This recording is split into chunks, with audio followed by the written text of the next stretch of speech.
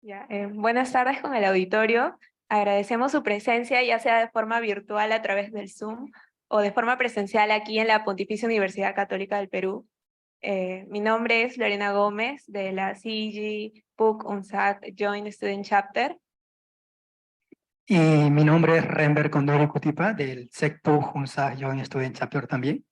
La charla del día de hoy fue organizada por los capítulos estudiantiles de la SEG, SGA. Nos es grato presentar a nuestro ponente invitado del día de hoy, el PhD, Cyril Schell, quien nos dará una charla titulada ¿Qué controla el tamaño de los depósitos minerales?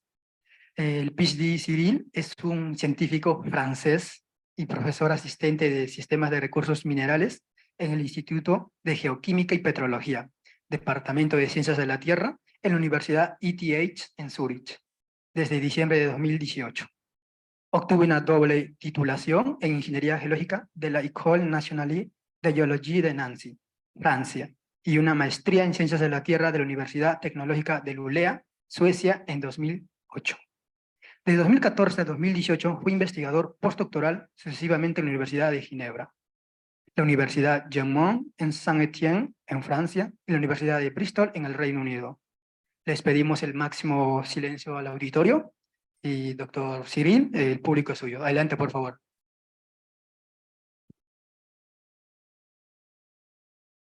Bueno, muchas gracias a los demás para la invitación de venir aquí en la PUC, que es bastante impresionante. Muchas gracias a los que nos gustan en virtual, que están con nosotros en virtual. Y bueno, hoy voy a presentar sobre este tema que controla el tamaño de los yacimientos minerales, pero la verdad es que tampoco no tengo la respuesta a eso. Más es una pregunta y un proyecto de investigación a largo plazo que estamos empezando, y Massimo también ha empezado a trabajar sobre este tema hace unos años, y creo que es un tema importante porque los geólogos del mundo ya saben cómo, bueno, están bastante talentosos en identificar minerales, yacimientos minerales, pero lo que falta desde el descubrimiento es de saber si es un yacimiento chiquitito o es un yacimiento gigante. Y por supuesto, a las empresas les interesan yacimiento gigante.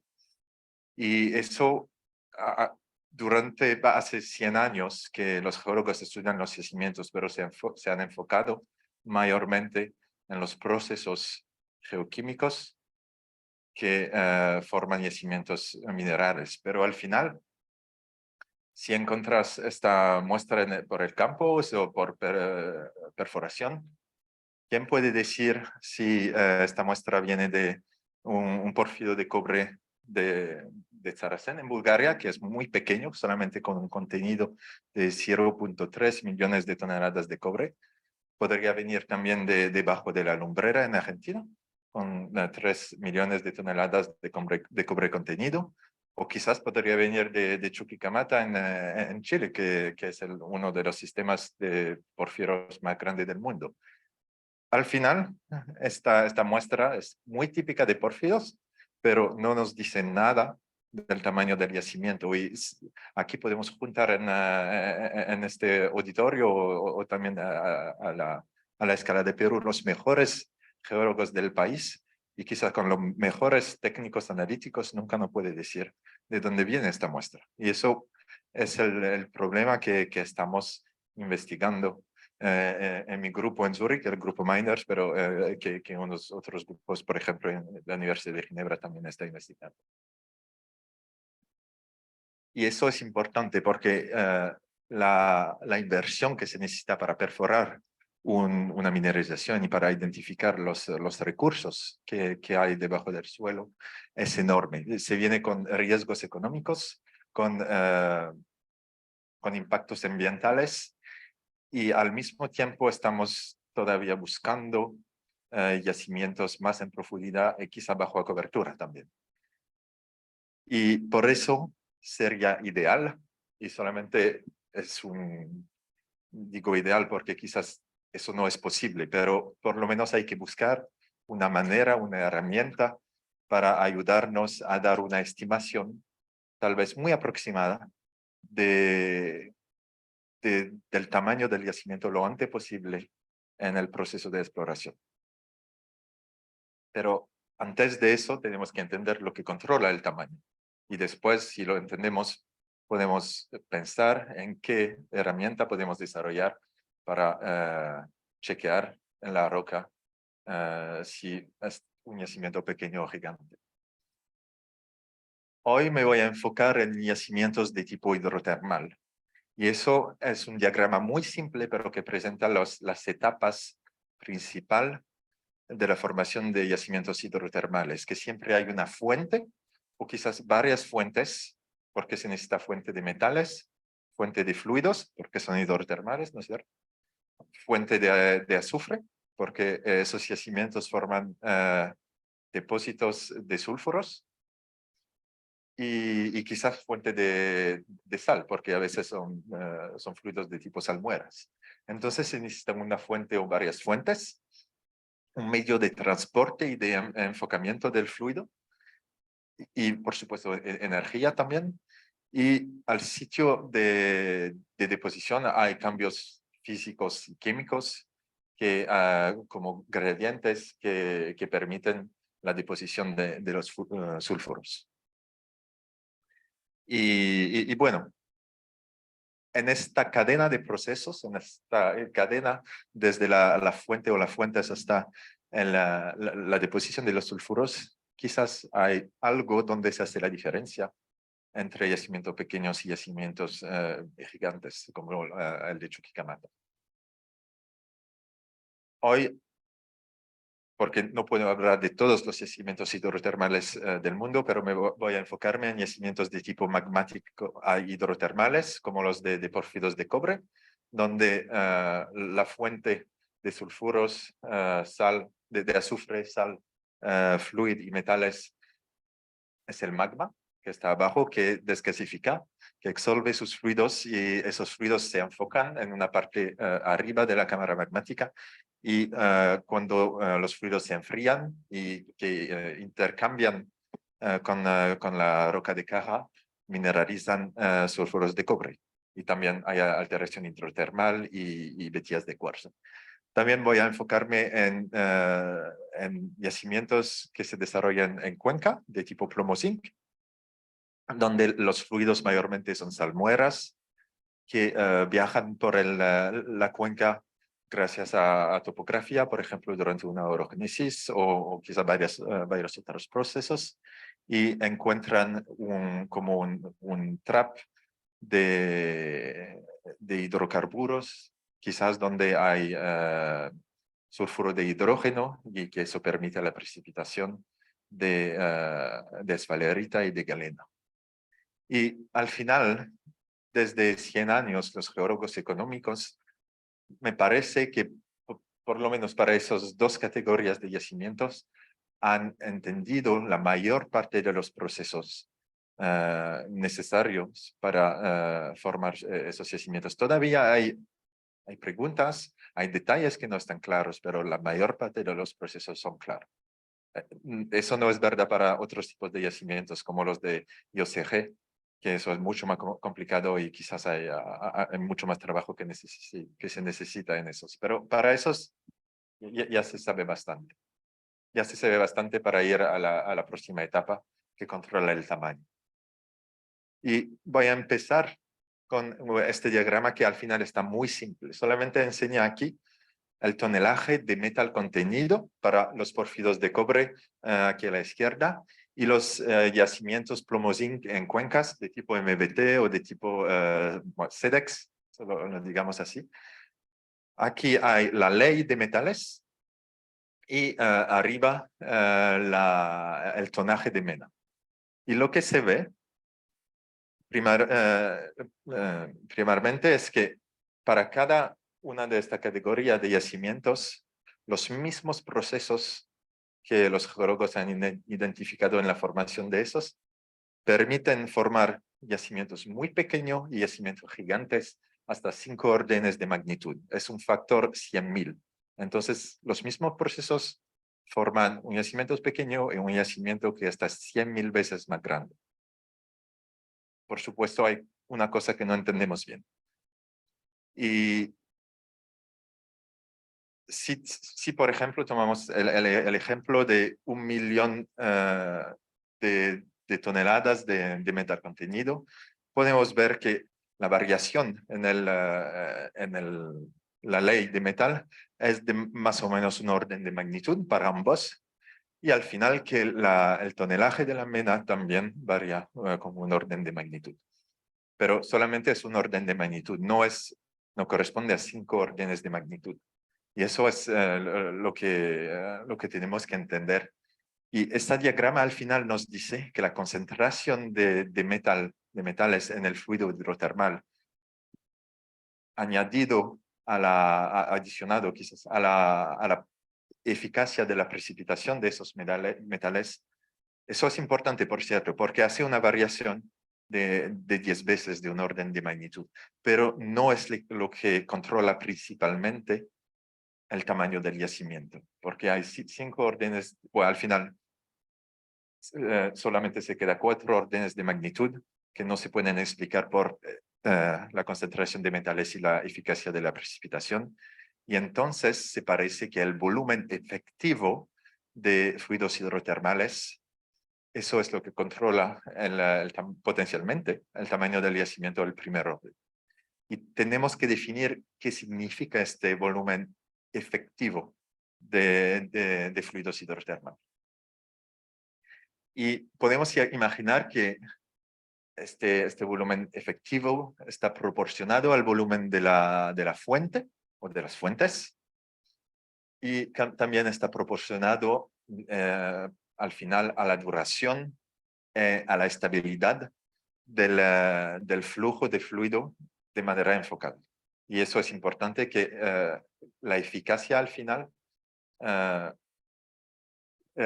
bueno, la eficacia existe porque hay un enfocamiento de este fluido en una parte muy pequeña de la corteza superior.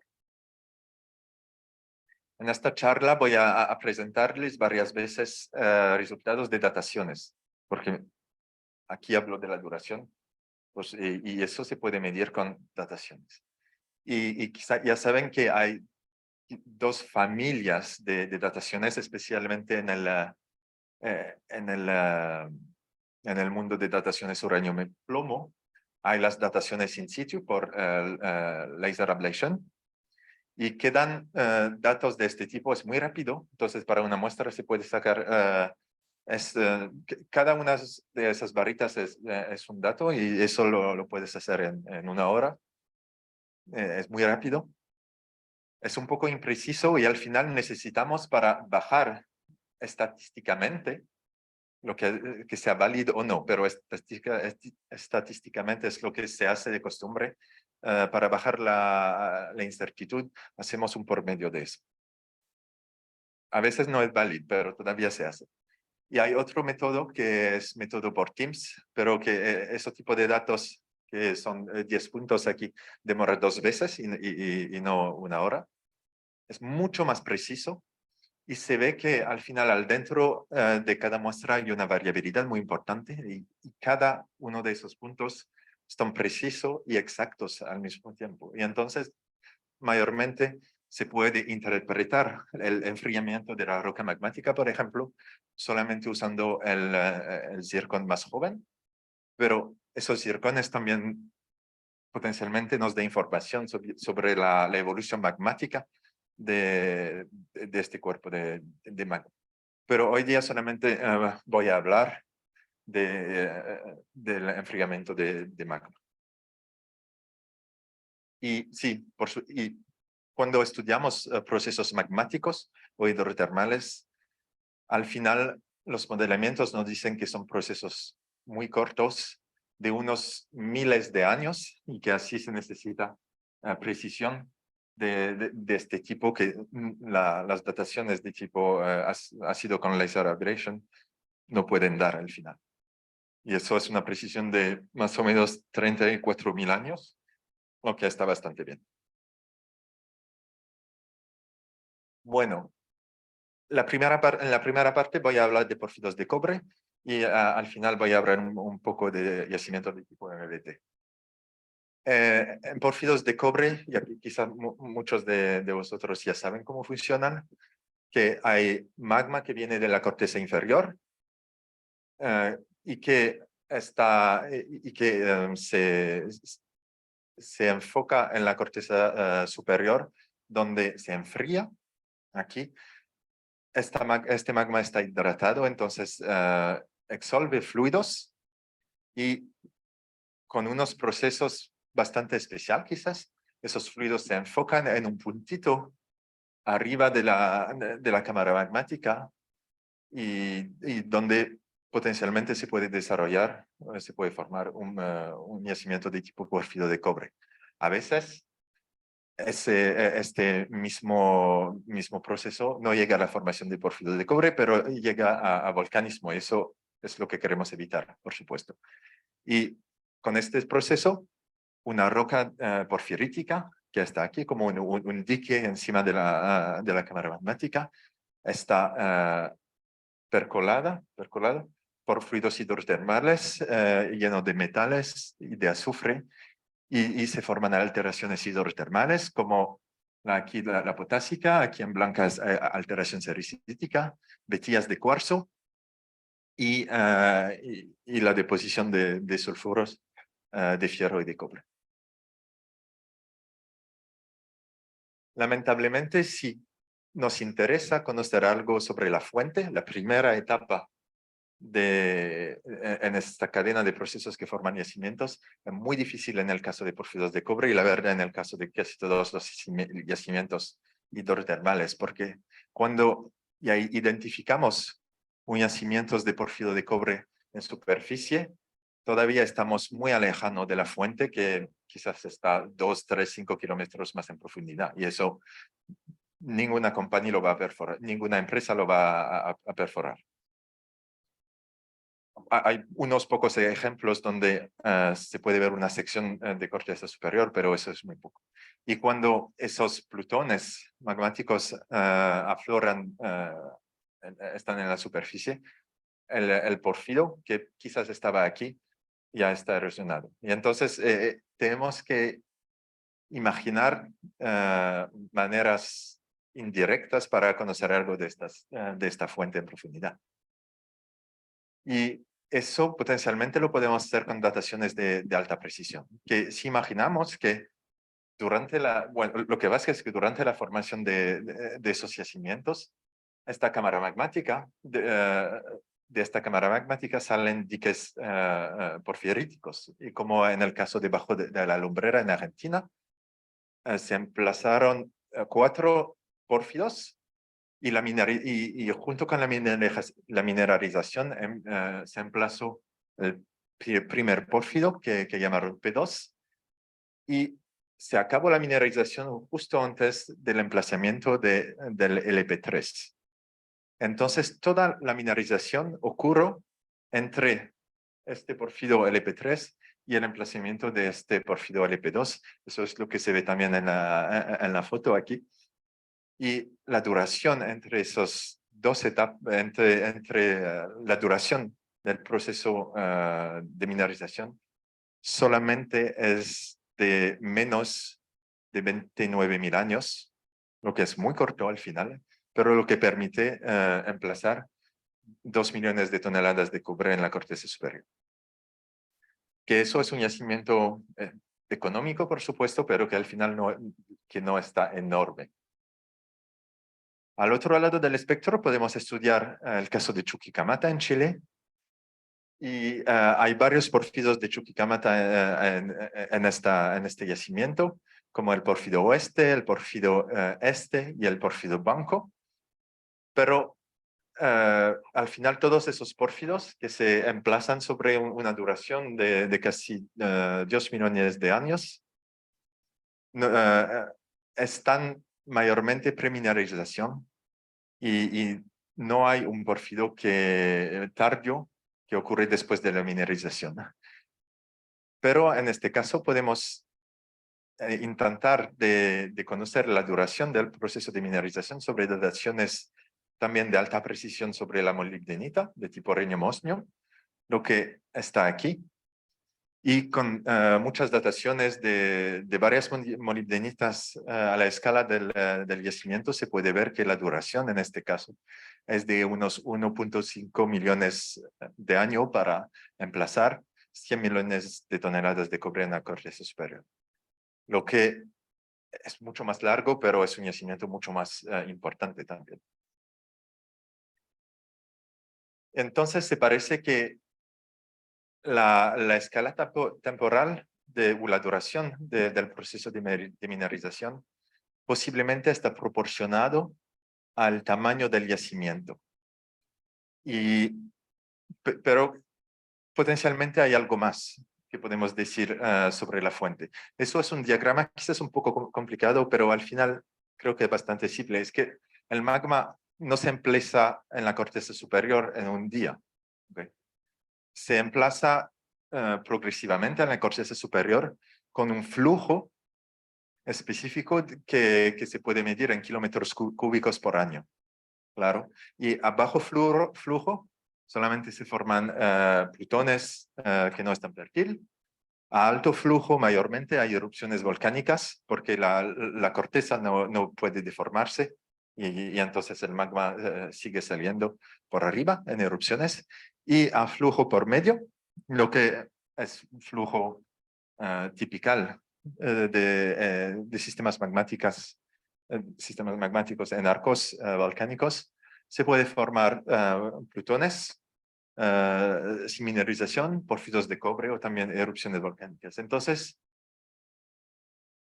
bueno, eso es para el flujo. En el axo Y hay el volumen de magma y, por supuesto, las líneas oblicuas corresponden a la duración de emplazamiento de magma. Y las que están en lo rojo aquí corresponden a la duración del enfriamiento de magma, que no está el emplazamiento, y entonces a la desgasificación del magma. Y si en este diagrama ponemos datos de alta precisión que existen para yacimientos de tipo pórfido de cobre, de la duración de la mineralización, se ve que aquí, bajo de la lumbrera, que es un máximo de 30.000 años, corresponde a unos 10-50 kilómetros cúbicos de magma, no más, lo que por balance de masa es suficiente para formar este yacimiento. En el caso de Chuquicamata, se ve que el volumen de magma corresponde a miles de kilómetros cúbicos de magma, lo que es enorme. Eso es el tamaño de erupciones, de supererupciones gigantes, como las del altiplano Puna, por ejemplo. Eso es enorme. Pero se ve también que con otros datos, en Batuillo, se corresponde más o menos a 100 kilómetros cúbicos de magma. Es un yacimiento 2 veces más grande que bajo de la lumbrera. Bingham Canyon y Coulon, que contienen unos 25 o 10 millones de toneladas de cobre, están aquí en el intermedio, que corresponden a unos 500 kilómetros cúbicos de magma. Y por supuesto el Teniente, también en Chile, que está más o menos del mismo tamaño que Chuquicamata, también ocurre en el mismo rango de volumen de magma. Eso no es muy preciso, pero eso es suficiente para los órdenes de magnitud, porque ya nos da una información aproximativa sobre el tamaño potencial de la fuente. Lamentablemente no lo podemos chequear con perforación muy profundida, pero eso es lo que podemos trabajar con y también pensar. Pero en casi todos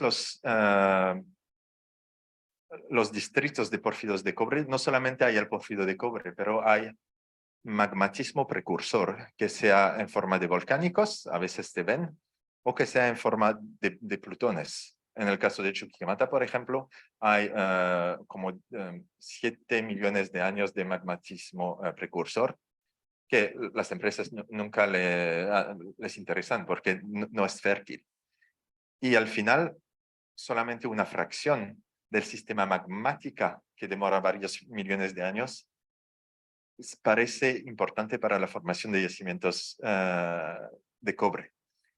Y quizás este volumen residual de magma, este volumen final, es lo que no llega a condiciones de erupción volcánica, y quizás es el volumen que puede enfocar los fluidos magmáticos que están desgasificando de esta cámara magmática.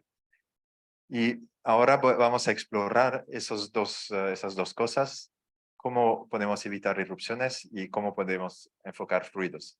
Y todavía no se sabe por seguro, pero solamente son hipótesis y cosas que podemos investigar más afuera. Voy a empezar con este diagrama, que quizás es un poco complicado, pero que otra vez intenta de comparar escalas temporal de procesos importantes. La escala temporal de la inyección de magma, que más o menos corresponde al flujo de magma. La escala temporal de la deformación de la corteza, porque es necesario deformar la corteza así para hacer espacio para nuevos pulsos de magma, porque si la corteza no se deforma, entonces se rompe y hay una erupción volcánica, eso es por seguro. Y la escala temporal del enfriamiento de magma. Y se ve dos regímenes aquí que mayormente están controlados por dos escalas temporales: la de deformación de la corteza y la escala temporal de inyección. Que si la corteza está muy lenta para deformarse, al final, respecto a y que la inyección está bastante rápida comparativamente, entonces hay una erupción volcánica casi por cierto. Pero si al contrario la corteza ya está muy calentada, se puede deformar de manera dúctil, entonces potencialmente podemos evitar erupciones volcánicas y podemos acumular volumen de magmas, que si la fuente de magma por debajo sigue alimentando, podemos formar un batolito, una cámara magmática bastante gigante. Y eso es lo que han intentado modelar, y han visto que para que una cámara magmática crece, tenemos que estar en esta zona roja.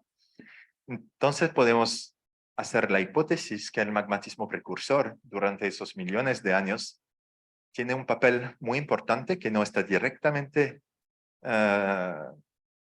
respecto a la fertilidad, pero que permite a la corteza de calentarse sobre millones de años de magmatismo y de deformarse de manera dúctil hasta un punto donde los pórfidos de cobre se podrían formar. Y por eso yo pienso que el magmatismo precursor merecería la pena ser más investigado, más estudiado. Ahora vamos a hablar del segundo punto, que es cómo se puede enfocar los fluidos que se desgasifican de una cámara magmática. Y eso no es trivial. Siempre decimos, bueno, los fluidos suben, sí suben, pero pues, también puede subir por ahí y por ahí al mismo tiempo. Y unos han hecho modelamiento, y bueno, eso es un modelamiento. Y los modeladores que están honestos, se dice, dicen que todos los modelos son falsos, pero unos son útiles. Y quizás es un caso de un modelo falso, pero útil que está aquí.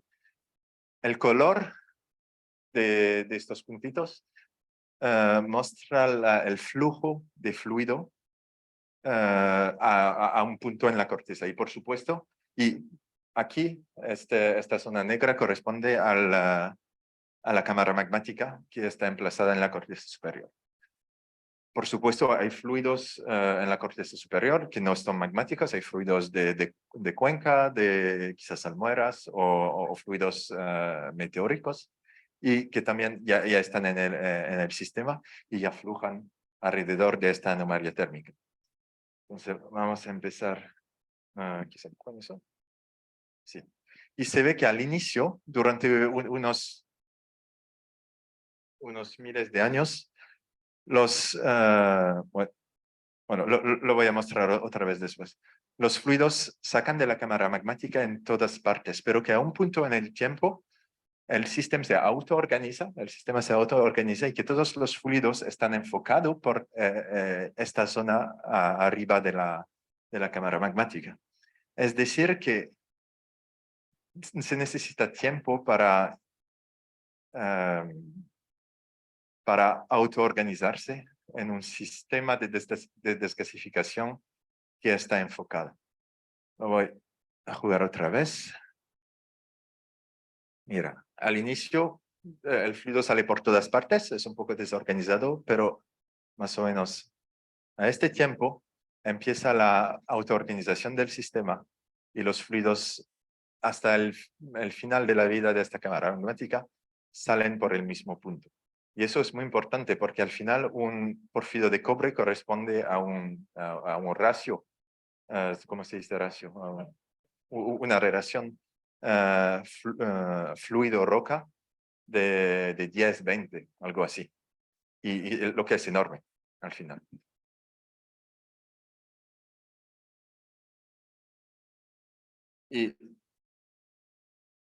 Y eso es el mismo modelo y estas líneas enseñan el flujo de fluidos magmáticos encima de la cámara magmática cada 10.000 años. Y se ve que durante los primeros 20.000 años el fluido sale por todas partes, pero hasta el final, desde 20.000 o 25.000, todos los fluidos magmáticos salen por el mismo punto.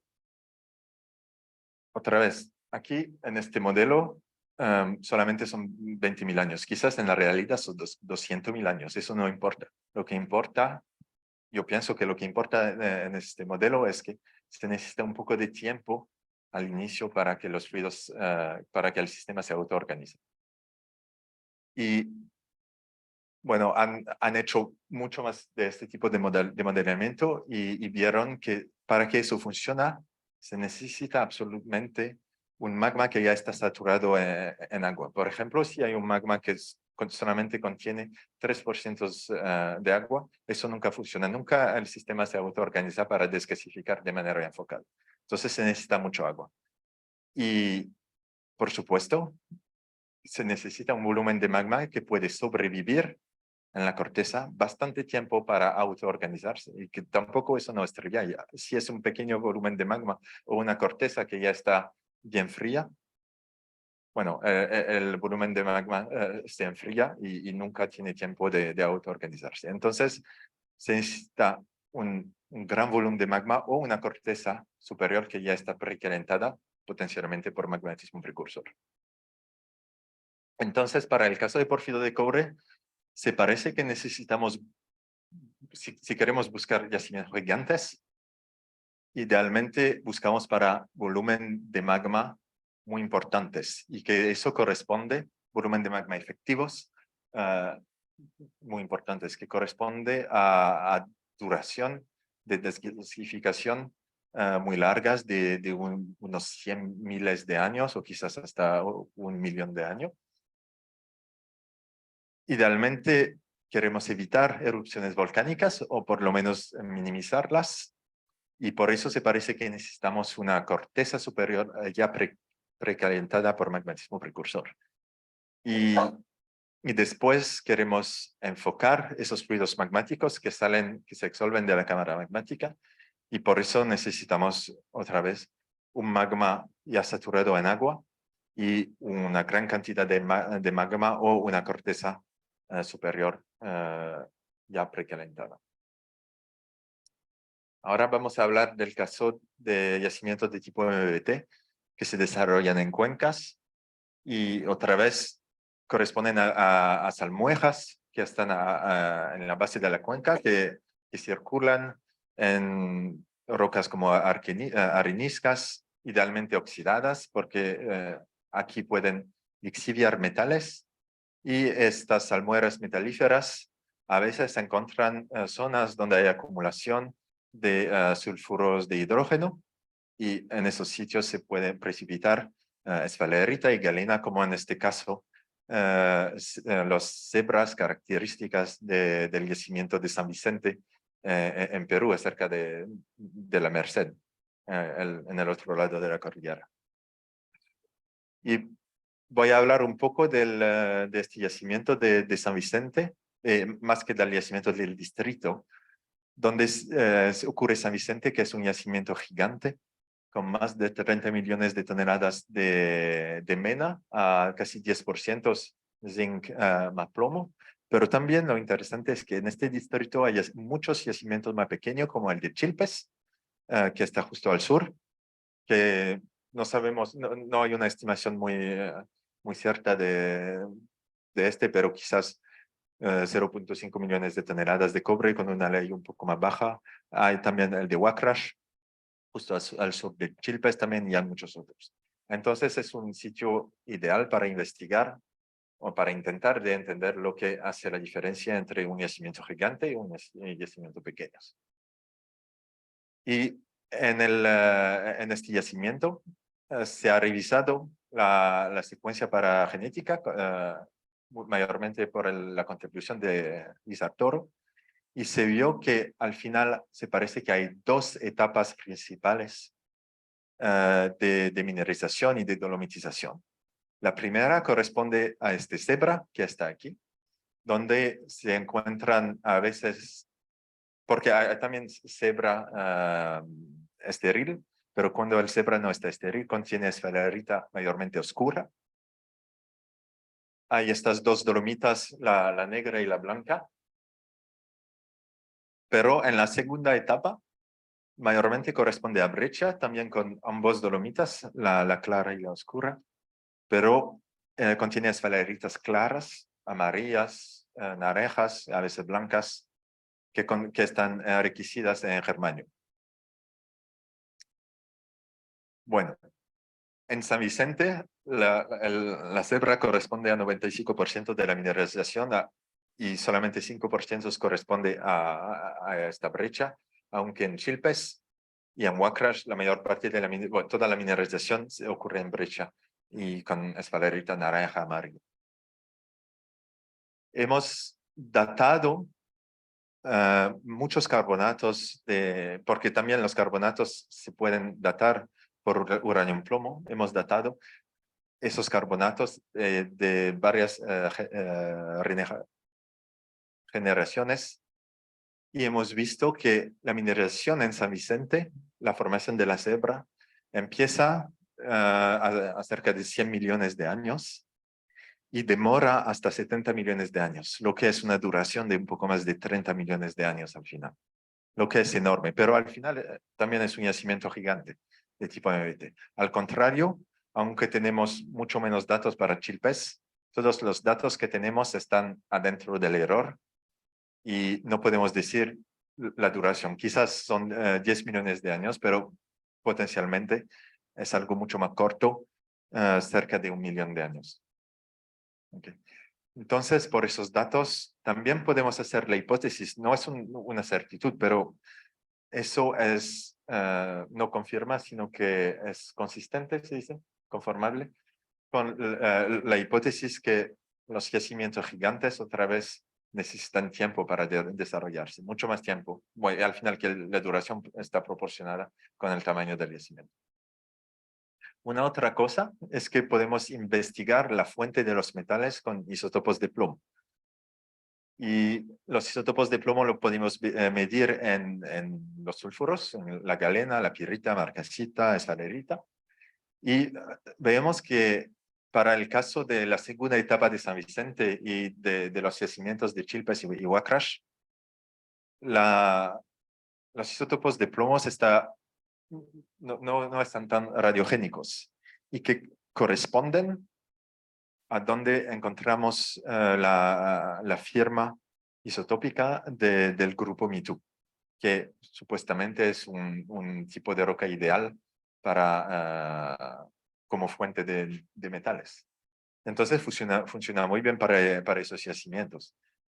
Sin embargo, para el caso de San Vicente es mucho más radiogénico y se parece que aunque y se parece que aunque potencialmente el Me Too contribuyó a la mineralización, se mezcló con una fuente que está mucho más radiogénica aquí, que no conocemos ahora, y que San Vicente corresponde a al final una mezcla de metales lixiviados del grupo Me Too y metales lixiviados potencialmente de los hidrocarburos o de granitoides en profundidad en el basamiento. Entonces podemos también hacer la hipótesis que para yacimientos pequeños solamente se necesita una fuente única de metales, aunque para yacimientos mucho más gigantes potencialmente se necesita una fuente diversa, y eso también lo hemos visto en otro yacimiento de tipo MBT de Laisvall en Suecia. Entonces, se parece que por lo menos hay 2 distritos donde esta sistemática existe. Y entonces para el caso de yacimientos de tipo MBT, parece que necesitamos una fuente diversa y que parece que está proporcionada a volumen gigantes de rocas de fuente, de metales, y necesitamos un sistema hidrotermal que demora millones de años.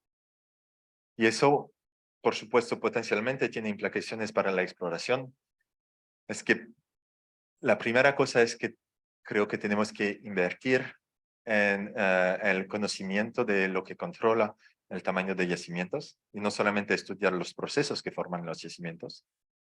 Para ambos porfidos de cobre y yacimientos de tipo MBT, parece que la duración de los procesos de mineralización están proporcionados al tamaño del yacimiento. Entonces podemos imaginar herramientas de exploración que complementan lo que ya existe, porque las herramientas que ya existen son muy buenas, solamente que podemos añadir otras que al final son mucho más baratas que perforación.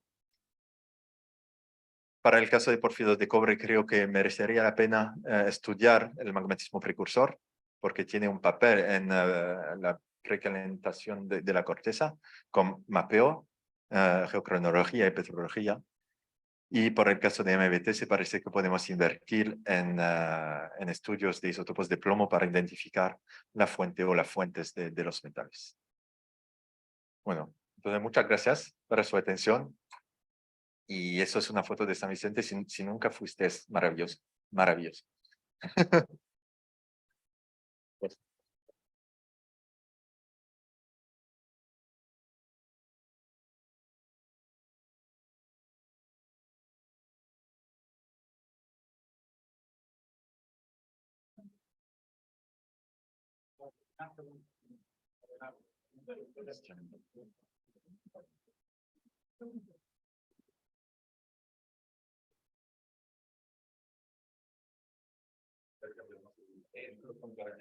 Ya, súper.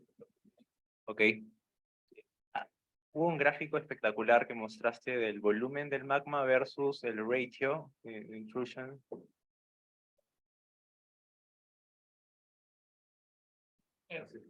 Ese, sí. Entonces yo me preguntaba cómo acotar el volumen intrusion rate para estos depósitos, y pensaría quizá que has usado las edades de circones y el volumen del magma para estimar el ratio, pero no sé si es correcto eso. en este caso, el flujo de magma que está aquí no está estimado. Solamente que lo podemos deducir porque ya sabemos que existe un porfido de cobre. Y si existe un porfido de cobre es que no tenemos un Plutón que no está fértil y tampoco que no corresponde a una erupción volcánica. Entonces, más es como por eliminación. Quizás al final es un poco más por este lado o quizás un poco más por este lado. Pero en por medio estamos en este rango. Y por eso estos campos están un poco inclinados y al extremo varían de aquí hasta aquí. Pero al final lo que estamos buscando son órdenes de magnitud. Y porque la inclinación no es tan fuerte, que dentro de la variabilidad normal de flujos magmáticos ya podemos decir que hay una sistemática. pero es muy difícil dar una estimación del flujo en yacimientos que están antiguos. Y ya en volcanos modernos es un poco difícil, pero mucho más difícil. ¿El volumen del magma, cómo lo modela? Mira, es que no tanto eso no tanto es modelamiento, es que si hay un flujo de magma en cubos kilómetros per año, solamente lo multiplicas para millones de años y al final tienes un volumen. Nada más. Entonces, eso es muy fácil. Lo que es modelamiento es más las curvas rojas que corresponden a la duración del enfriamiento de magma. Entonces, esos son solamente modelos de enfriamiento de magma y se ve que demoran un poco más. Es un poco más, bueno, siempre el enfriamiento demora después del emplazamiento de magma. Y eso es porque a un punto estas dos curvas se están desconectando un poquito.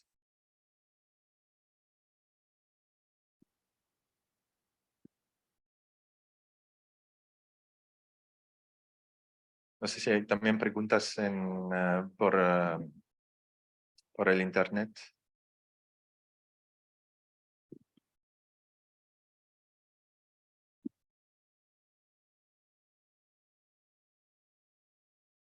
Buenas tardes. Una pregunta sobre el magmatismo precursor. ¿Qué características generales del plutón precursor se ven generalmente?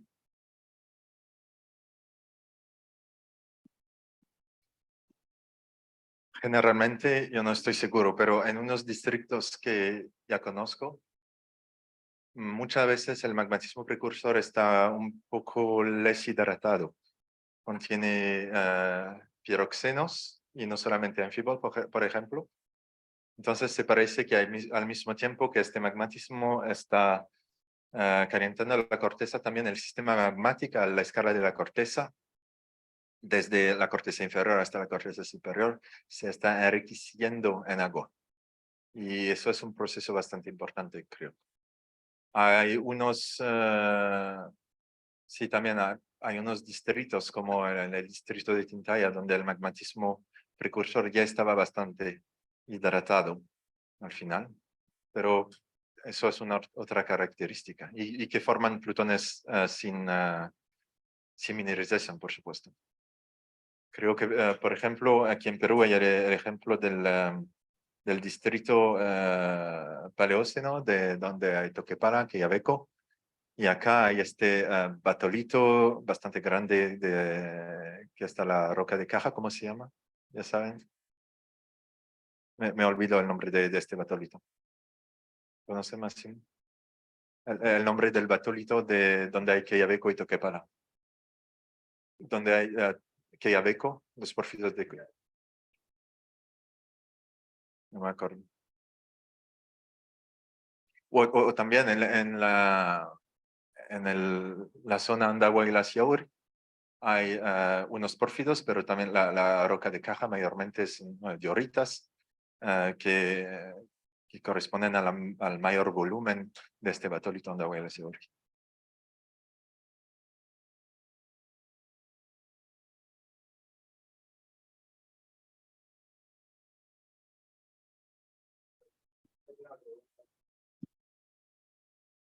El gráfico de isótopos de plomo que mostraste para comparar la fuente de los metales.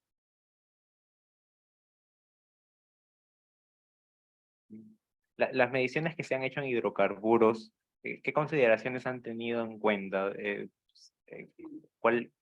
manera sistemática se han analizado hidrocarburos de diferentes edades?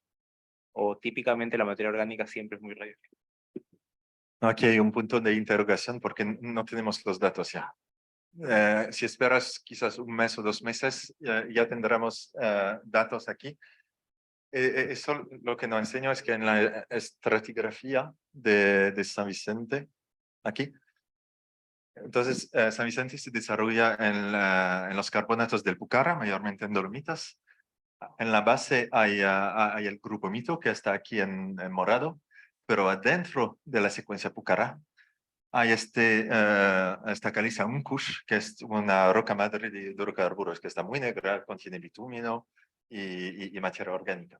Y de esta caliza Unkush vamos a extraer el plomo y identificar su composición isotópica. Y potencialmente los puntos estarán más radiogénicos o quizás estarán por todas partes. Eso no sabemos. Lo que ya se sabe por estudios de Massimo, que fueron publicados en 2003, es que los granitoides del basamiento están bastante radiogénicos, solamente que parecen que ocurren ¿cómo se dice? Abajo de esta línea de sulfuros y que potencialmente no están no podría contar como la otra fuente que por seguro está en esta dirección y no en esta dirección. Pero también lo vamos a chequear con los avances de análisis de isótopos que está un poco más preciso.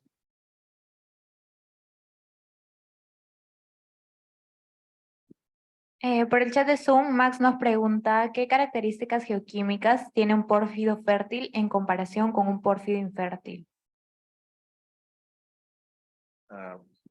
Yo creo ninguna de verdad, o muy poca, es muy difícil identificarlo. A veces se ve que en unos distritos parece que hay diferencias, pero lo que he observado es que si se intenta usar los mismos criterios en otros distritos, no funciona más. Y también para los zircones, parece que los zircones de pórfidos fértil y de pórfidos infértil, de todos los tamaños, al final se superimponen y que no hay sistemática muy clara. Lo que parece importante, por supuesto, si hay un pórfido rico en piroxeno o un pórfido rico en anfibol, por seguro el pórfido que contiene anfibola es el que está hidratado y por eso él es fértil. Pero si son pórfidos que tienen la misma mineralogía, quizás no hay mucha diferencia. Bueno, sí, quizás el strontium y trio, pero también hay muchos falsos positivos en este tema. Entonces es muy difícil asegurar que la geoquímica es importante.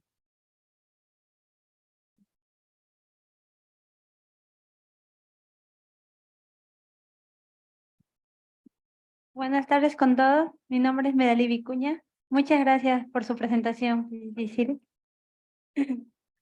Vamos a continuar con la siguiente conferencia. Con la siguiente conferencia que fue organizada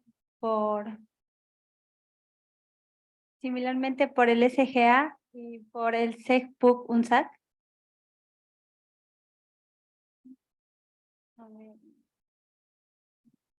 Vamos a dar pase a nuestro siguiente ponente, el doctor Máximo Chiaradia, quien nos va a dar una charla titulada Procesos de evolución magmática como control de la formación de pórfidos cobre-oro en arcos de corteza gruesa y delgada.